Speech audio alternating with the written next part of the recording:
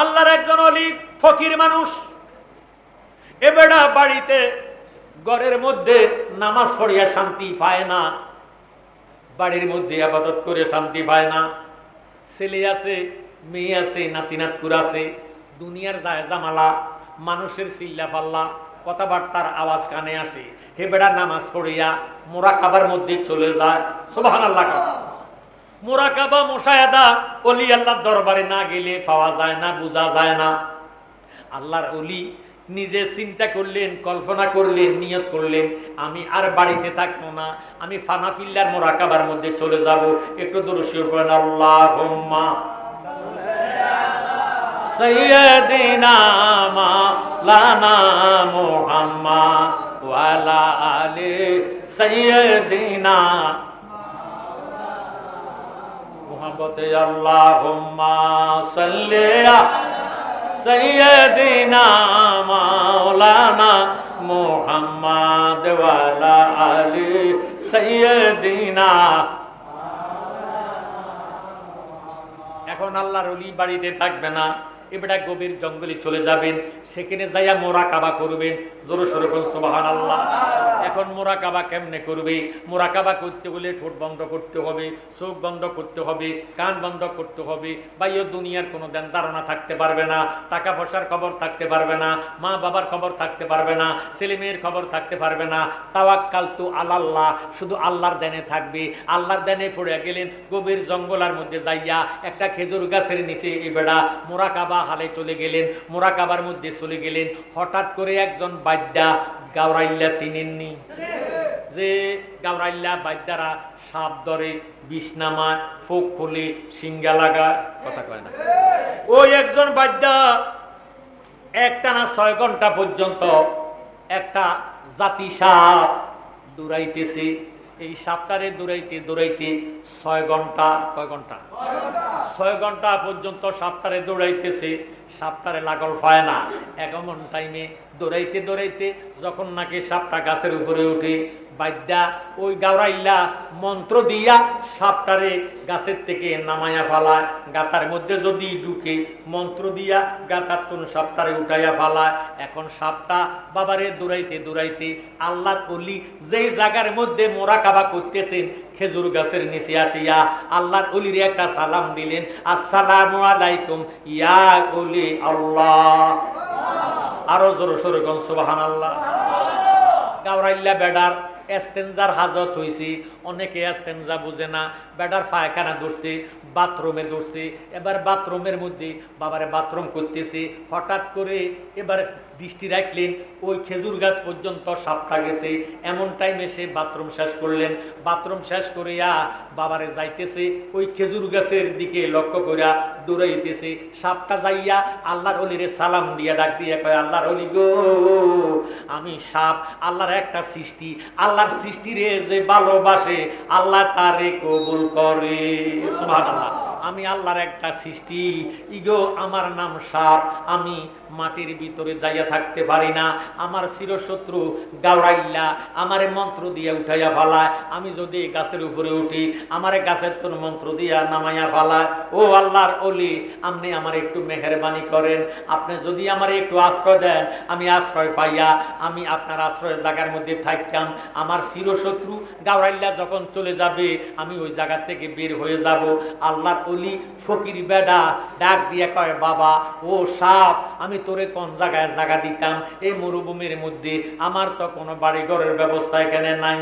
আমি এই খোলা ময়দানে ইরে আল্লাহর জিকিরি করতেছি, খেজুর গাছের নিচে বসিয়া বসিয়া আমি আল্লাহ নামের মুরাকাবা করতেছি, তোরে আমি কোন জায়গার মধ্যে আশ্রয় দিতাম? ওই টাইমে সাপে একটা ডাক দিয়ে কয়, গো আল্লাহর ওলি, আপনি যদি হাত বাড়ান, আমি আপনার হাতের ভিতর দিয়ে উঠটা, আমি গেডি দিয়া মাথার পিছন দিয়া গড়িয়া, আপনি যদি হা করেন, আপনার মুখের ভিতরে ঢুকিয়া আপনার পেটের ভিতরে যাইয়া আমি বীর বান্ধা বসা থাকবো। আমার শত্রু চলে গেলে আমি আবার বাহির হইয়া যাইবো। আমার ইমান বিশ্বাস আছে, আল্লাহর ওলির পেটের ভিতরে জাদু টোনা চলে না। আল্লাহর ওলির কাছে আসিয়া সাপে সালাম দিয়ে আশ্রয় চাইছে। আল্লাহর ওলি ডাক দিয়ে কয়, সাপ রে সাপ, তুই আল্লাহর সৃষ্টি, আল্লাহর সৃষ্টির যে ভালোবাসে আল্লাহ তারে কবুল করে। আমি এই মরুভূমির মধ্যে তোরে কোন জায়গার মধ্যে আশ্রয় দিতাম, তুই যদি সত্যিকার আমার পেটের ভিতরে ইরে যাইয়া ঢুকিয়া যদি আশ্রয় পাস, আমি তোরে আশ্রয় দিতে রাজি আছি। আরো জোরে সোরে বানাল আল্লাহু আকবার।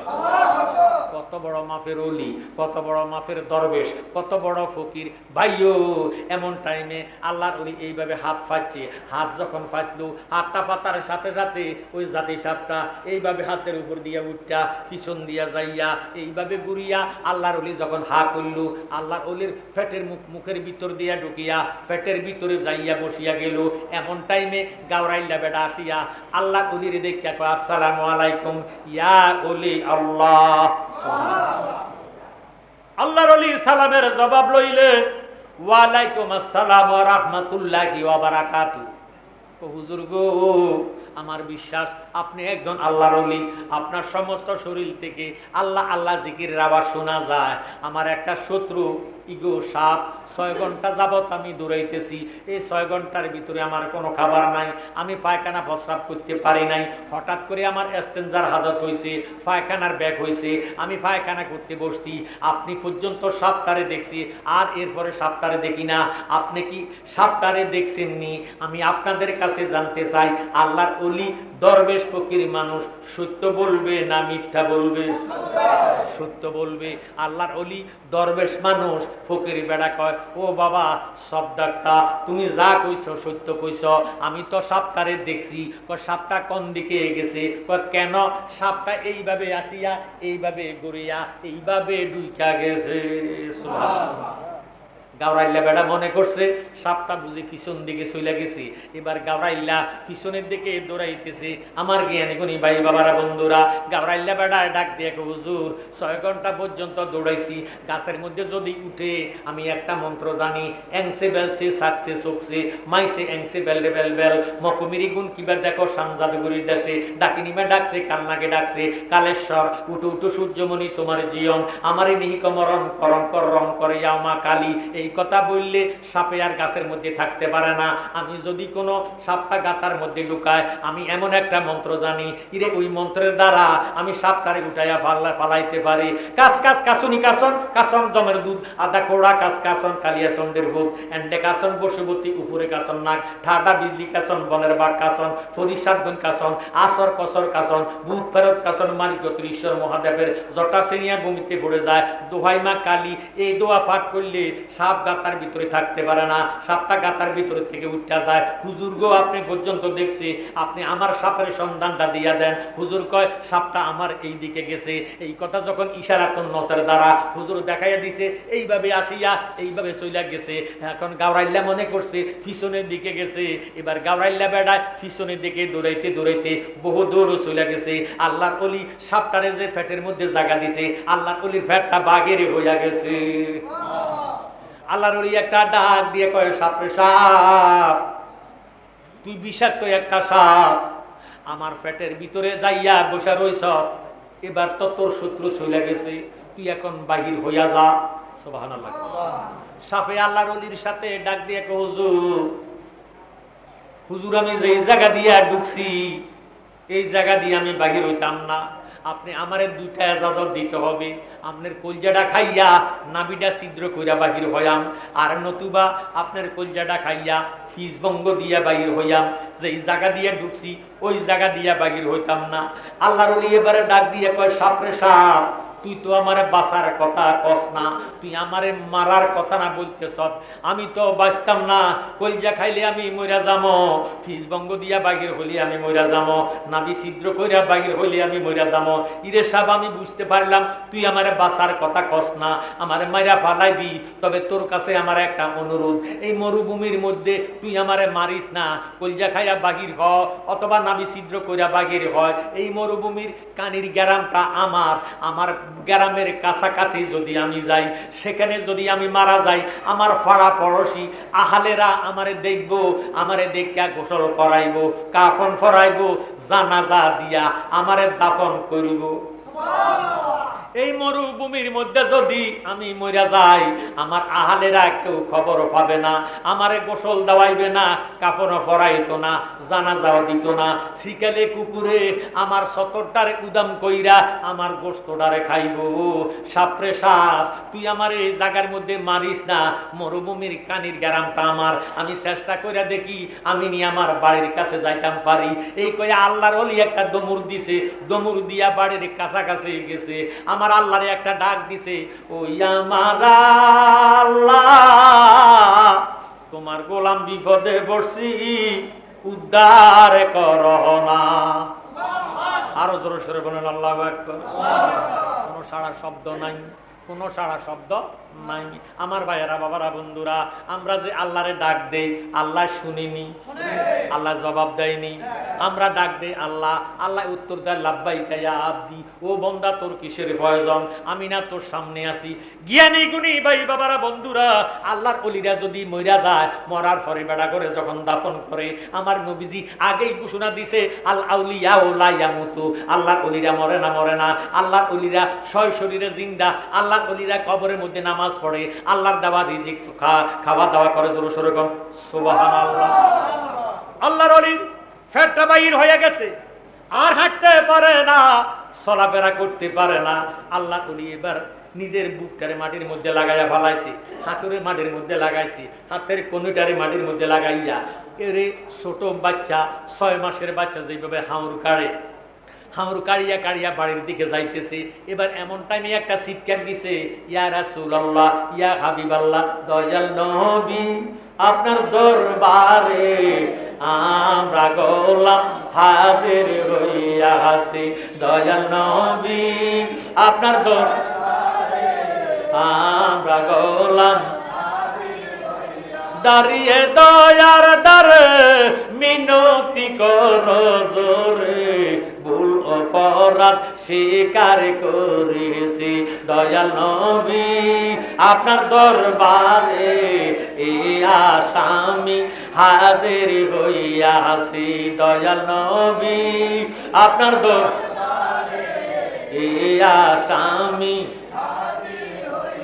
হাতে করা পায়ে বেরি, এই আসামি পেরোয়ারে আপনার কোর্টে চালান হয়েছি।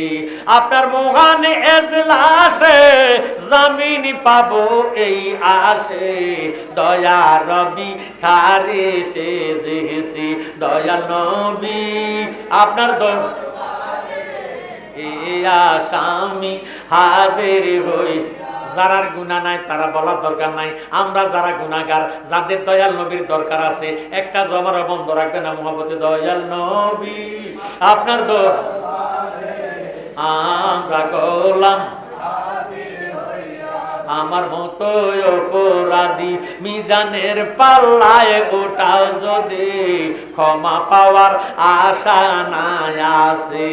যদি আপনার নিজ গুণে ক্ষমা করেন অদমেরে, ক্ষমা পাবো মাওলাজির কাছে। দয়াল নবী, আপনার দরবারে এই আসামি